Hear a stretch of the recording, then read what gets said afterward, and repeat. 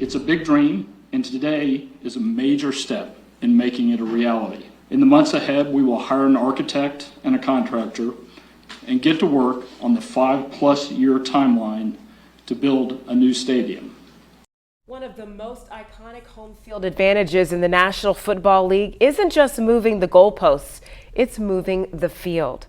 Tonight, we're digging deeper into the Chiefs announcing it's moving their stadium to Kansas after the 2030 NFL season. How much will this cost? Who has to pay for it? And what does this mean for taxpayers on both sides of the border war? We're taking a closer look at all of that. Good evening, I'm John Murphy.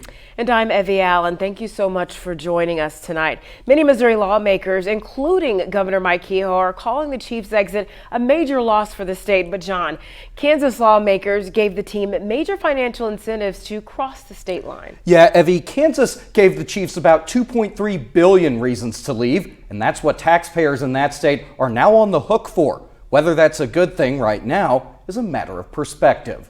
Triumph?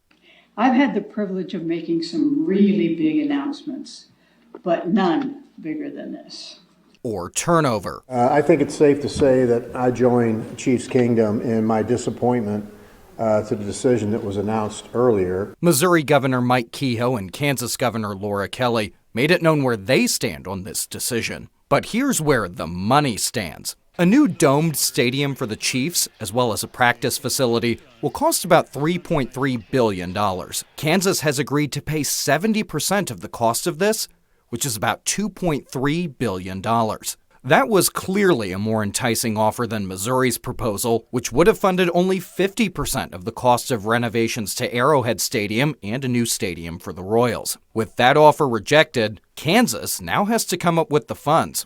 It will use STAR bonds, which are sales taxes on liquor and retail in the area around the new Chiefs Stadium, to pay for this over the next 30 years. So this means people from Missouri who spend money at Chiefs games would still pay for the new stadium. Governor Kelly says the benefits of this new stadium will outweigh the tax burden and put Kansas on the map. And for the rest of the nation, I say, take heed. Kansas is not a flyover state. Except people flying in to watch the games will still land at an airport in Missouri. The new stadium will only be about 20 miles from the existing one, near the Legends shopping outlet and Kansas Speedway. So it's still unknown how much business it will truly attract over state lines from shops, bars, restaurants, and entertainment venues in Kansas City, Missouri. What is known is that Kansas just agreed for taxpayers to foot the largest bill to construct a stadium in American history. It's a bill that is the most expensive ever in a public-private stadium partnership. Over $1 billion more than Tennessee's agreed to fund to help the Titans build a new stadium in Nashville. Kansas does anticipate the construction itself to generate 20,000 new jobs and $4 billion in revenue. But the long-run impact of this, whether positive or negative, could take decades for us to find out. But in 6 years, an iconic NFL stadium that was the dream of Chiefs owner Clark Hunt's father, Lamar, will be vacant for the first time in more than half a century. It's more than just a brick and mortar facility. It is what Lamar Hunt built. It is his legacy. And I think making a decision that tells Chiefs Kingdom that maybe that's not so important anymore is at least disturbing to me, and I'm sure to other Chiefs fans. Now, Evie, a lot of people are asking about the economic impacts of stadiums in the areas that immediately surround them. And I always point out that right across the highway from Arrowhead in Kansas City is a vacant 300-room hotel.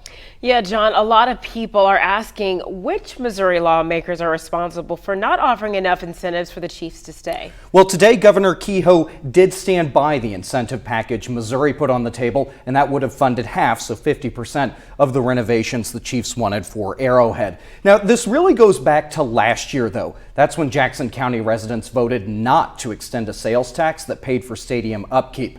This happened as property owners were facing substantial real estate tax increases from the county government. Former Jackson County Executive Frank White has since been ousted by a recall, and the former county assessor has since been